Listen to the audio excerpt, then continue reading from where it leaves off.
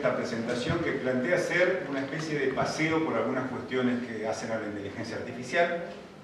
Sí, sin mucho más preámbulos, quería contar un poquitito quiénes somos nosotros, las personas que estamos haciendo investigación en inteligencia artificial en Bahía Blanca.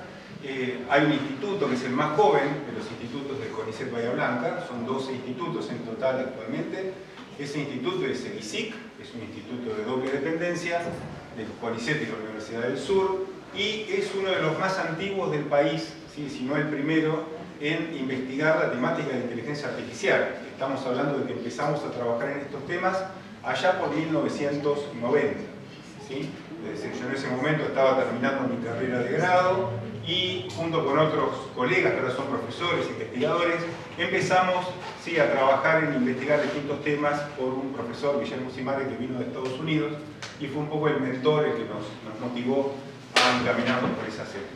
Y en los últimos años, bueno, hemos dictado charlas, hemos participado en numerosos encuentros, ¿sí?, vinculados a inteligencia artificial en la arquitectura, en salud, charlas de difusión que se dieron en Bahía Hub, ¿sí?, un poco siguiendo el espíritu de esta Semana del Cerebro también, pero en temáticas de inteligencia artificial. Así que esta charla pretende ser justamente una pequeña introducción a algunas cuestiones que se vinculan con lo que es el cerebro humano, ¿sí?, por lo que vamos a mencionar a continuación. Bueno, en primer lugar, inteligencia artificial es una especie de carta que es de fácil presentación en el sentido en que es un término que aparece en todas partes, ¿sí? Es muy difícil que hoy en día abramos un diario o escuchemos una noticia sin que en algún momento se mencione algo sobre la inteligencia artificial. Entonces, a partir de ahí, naturalmente, ¿sí?, surge la pregunta de cuánto hay detrás de esas noticias, de mito, cuánto hay de realidad, ¿sí? Vemos titulares tales como ¿cómo sería la Argentina dentro de 1000 años sobre la inteligencia artificial? ¿Sí? Dentro de eso hay mucho humo periodístico, de alguna manera, ¿sí?, y siempre enfatizamos el hecho de que hace falta una alfabetización en la inteligencia artificial, ¿sí?, que es necesaria, porque va a ser parte de lo que vamos a necesitar en el siglo XXI, ¿sí?, para poder interactuar con la tecnología.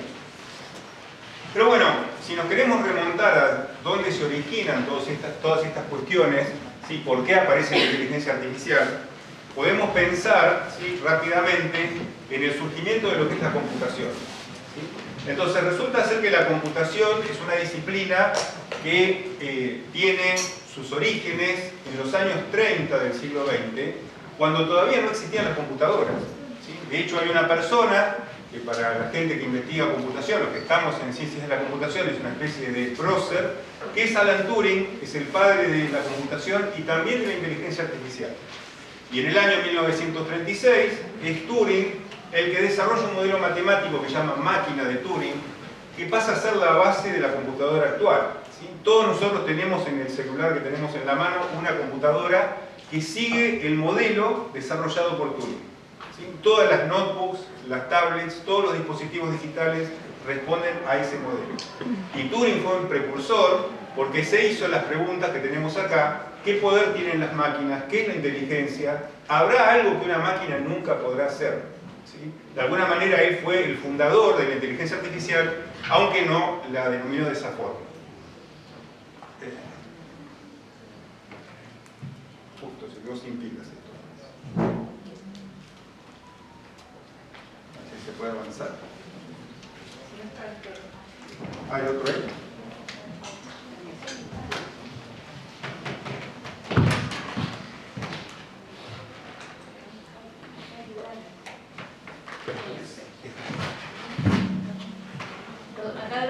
Y acá también, aprovechamos.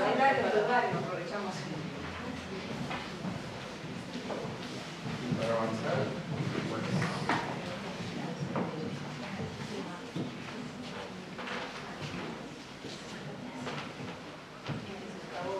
Bueno, pruebo si no desde la computadora. ¿Les pasó esto? Ah, muchas gracias. Cosas que pasan, eso siempre hay de mucho.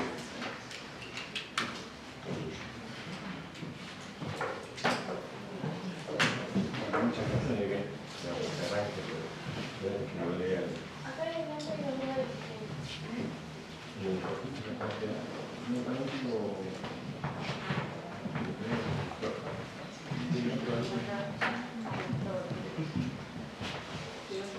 si no yo lo paso más.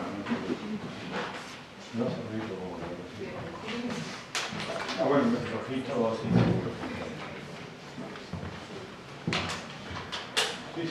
Ah, el puntero, está bien. Bueno.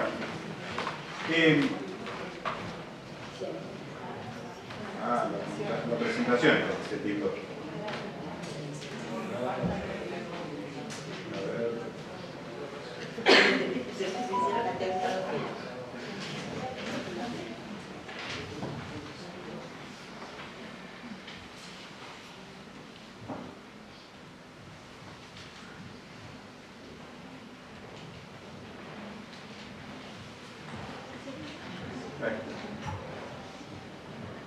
Capaz que no se funcionaba bien.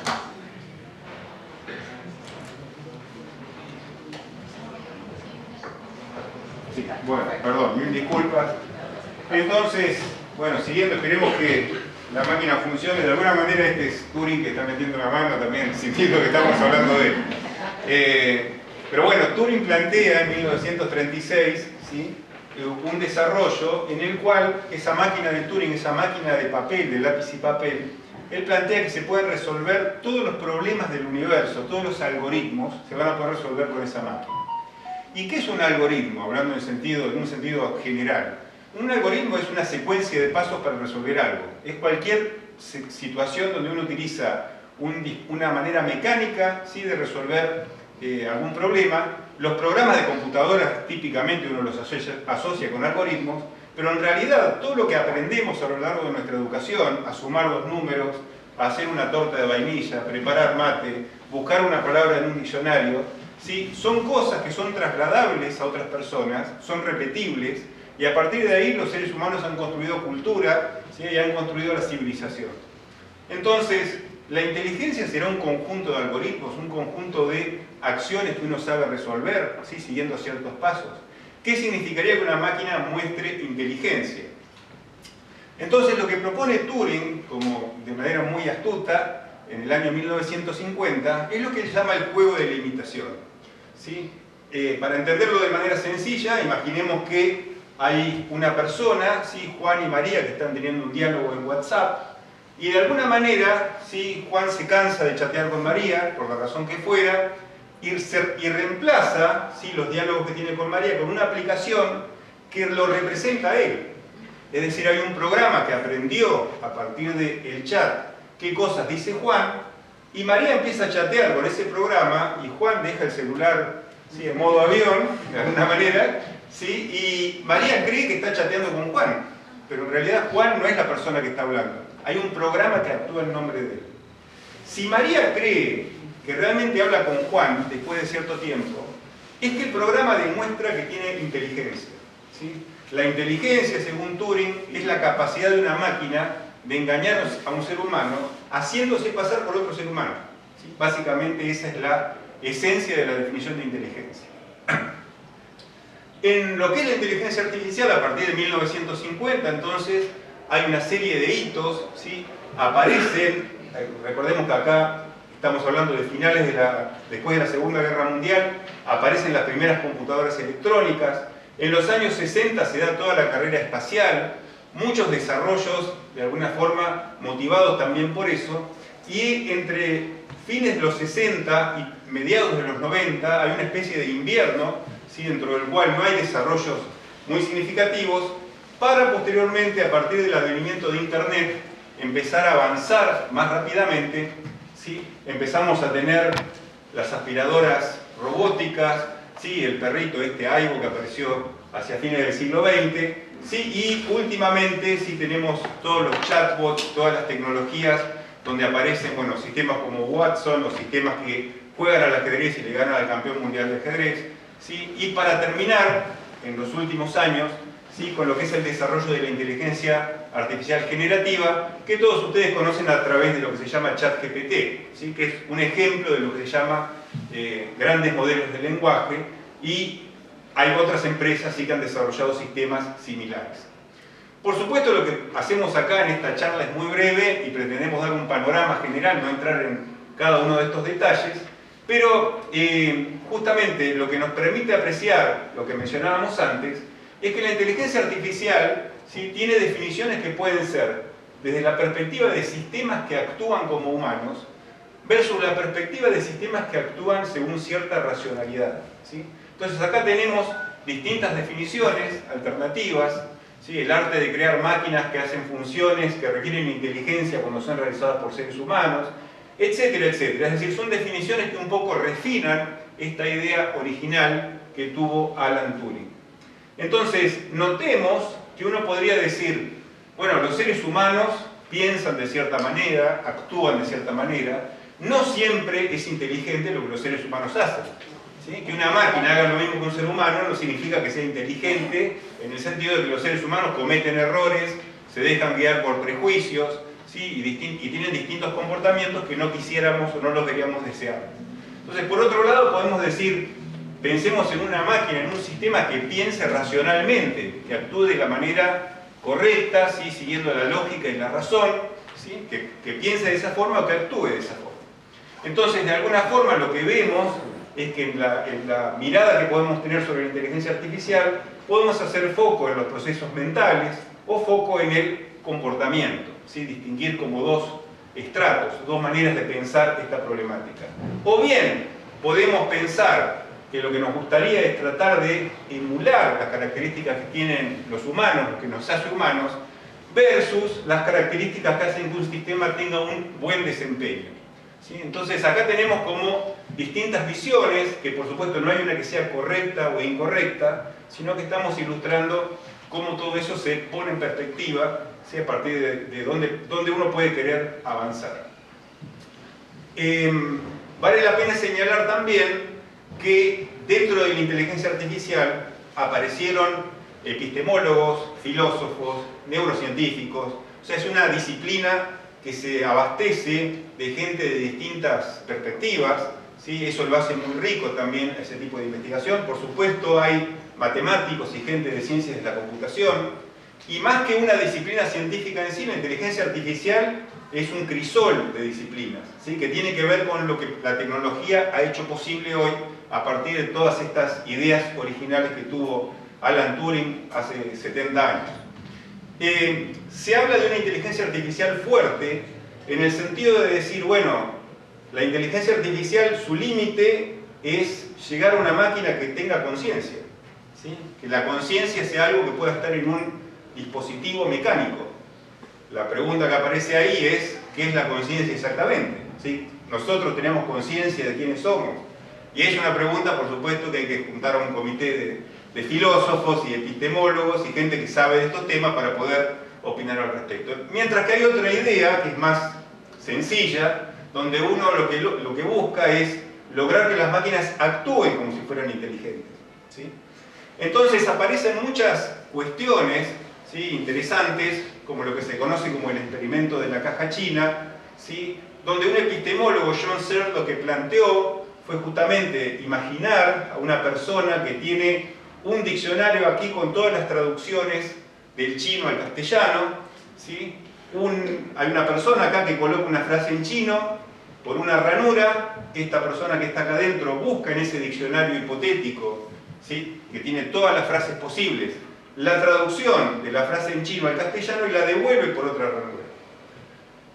Uno podría decir, cada vez que esta persona le habla a la caja con algo en chino, la caja por el otro lado le dice cómo se dice eso en castellano. Lo buscó adentro de ese diccionario gigante.